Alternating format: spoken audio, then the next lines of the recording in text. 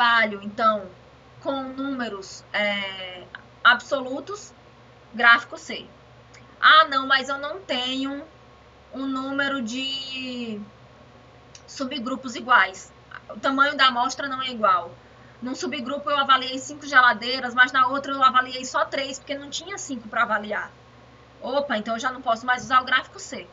É nessa hora que entra o gráfico de controle do tipo U, que ele vai trabalhar com a proporção dessas não conformidades, desses defeitos, tá? Então aqui eu estou monitorando o número de não conformidades por unidade de inspeção. No caso da geladeira, do exemplo anterior, a unidade de inspeção era uma geladeira, uma única geladeira, tá?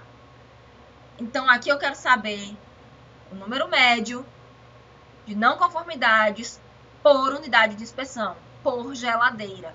Então, o que eu vou fazer? Eu vou ter que calcular o U de cada subgrupo. Então, para cada subgrupo, eu vou pegar o número de não conformidades e vou dividir pela quantidade de unidades de inspeção daquele subgrupo. No exemplo da geladeira, a gente tinha 5 geladeiras por subgrupo. Então, eu vou fazer número de não conformidades dividido por 5 para cada subgrupo. Então, é o número de defeitos ou não conformidades de cada amostra dividido pelo número de unidades de inspeção da amostra, tá? E aí eu vou fazer bem parecido com o gráfico C, só que aí eu divido aqui por NI. Por que I? Porque assim como no gráfico P barra, aqui eu tenho a possibilidade de trabalhar com quantidades diferentes em cada subgrupo. E aí eu posso ter os limites móveis. Eu vou calcular um limite para cada subgrupo, porque cada subgrupo tem um tamanho de N diferente, tá? Então aqui o barra vai ser o somatório de CI dividido pelo somatório de NI. Eu vou somar todos os meus não conformes, a quantidade, e a quantidade de cada subgrupo, e vou fazer essa proporção, tá? Se o tamanho da amostra variar pouco, assim como lá no gráfico de controle P, é possível construir o gráfico U com apenas um limite superior, considerando para o limite superior o maior N, e apenas um limite inferior, considerando o menor N, tá? Então, se um ponto cair fora do limite de controle, a gente vai lá, calcula o limite exato daquele ponto e verifica utilizando a própria amostra, tá? Pro exemplo que a gente fez da geladeira, a gente vai fazer o gráfico U. Vamos perceber que os limites de controle dependem do índice I, né? Quem é o índice I? É o número do subgrupo.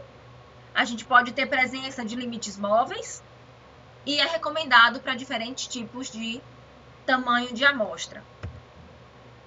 Calculo os meus limites usando a fórmula, que graças a Deus as fórmulas são bem simples, tá?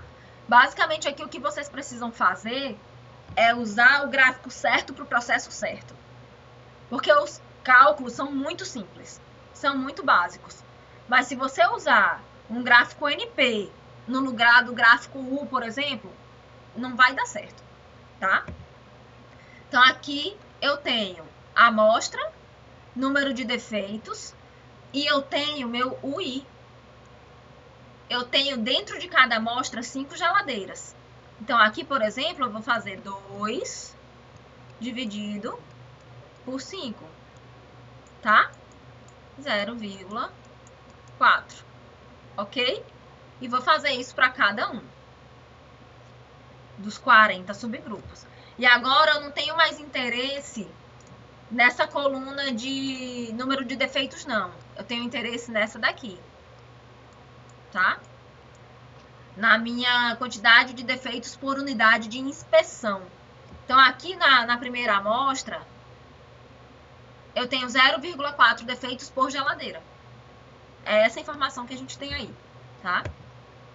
Ploto o meu gráfico. Como a gente já tinha o resultado do gráfico C, o gráfico U vai ser a mesma coisa, tá? Só que o eixo Y vai ser um eixo de proporção e não um eixo de valor absoluto.